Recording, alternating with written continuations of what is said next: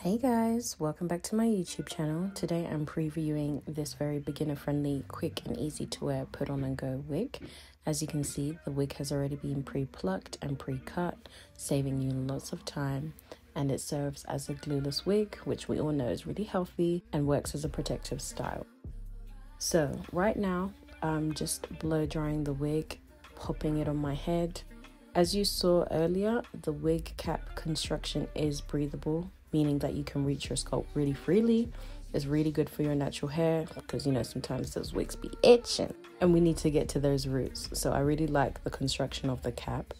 On top of that as well, it's super secure. There's actually a band, an adjustable band, which allows the wig to be really sturdy, secure, and tightly slayed. Now, I decided to do a side part with this wig. Initially, it's styled, I think, and meant to be worn in a middle part style, but I don't know, sometimes middle parts and me don't get along. Side parts have always been my bag. So right now you see me just curving out the part, really just getting it aligned to how I like. I wanted a slightly curved or C-part, side part, as some people call it. And once I'd pretty much mapped out exactly where I'd like my parting to sit, I just went in and took a closer look. And when I tell you, I was pleasantly surprised with just how melted it was looking without any glues, any sprays, nothing. So I cut my baby hairs and I actually went in with a tiny bit of spritz. I know that this is actually optional. I just wanted to secure it a little bit more, but you saw in the previous clip just how melted and flawless it looked without any spray. And because I have a really small head as well, sometimes those corners at the edge of the lace can sometimes stick up, so I just went in with a bit of spritz to secure those down. Now, as you see, I'm going in with my hot comb, just smoothing out the hair, getting it nice, sleek and flat, and then I begin to style the hair just by sectioning the back part off, going in with my curling iron and twisting that round the hot iron so that it achieves the desired curl and look that I'm going for. I tend to hold my curls in for about 5 to 10 seconds. You can go in with some holding spray or even spritz just to make sure that those curls remain tight and actually stay and last for a little longer, but I didn't do that because I kind of wanted a very effortless look.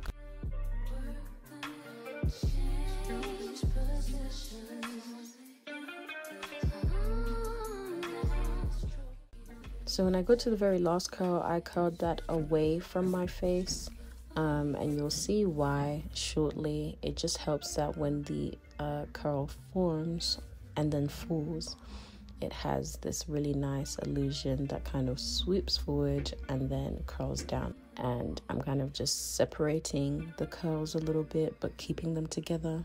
And here's the finished result with the band off. I mean, you literally can't even see the lace at all. That's like not even an exaggeration.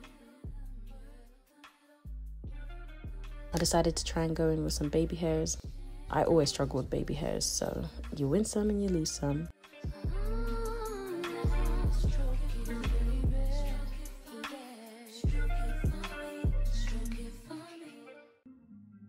Here you just see me going in with a bit of mascara. I actually did bleach the knots. You don't need to, but I always do. And I did over process or over bleach some of the knots. So I just went in with some mascara to fix those roots, and that kind of helped tackle that issue.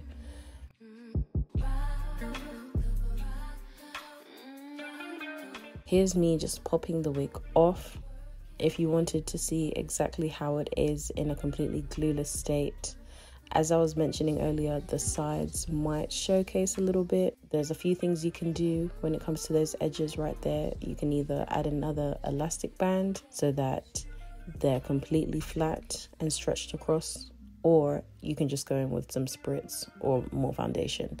The choice is really yours. But yeah, here's the finished result. Thank you guys so much for watching, and I hope you enjoyed the video. Don't forget to like, comment, and subscribe. Adios, amigos.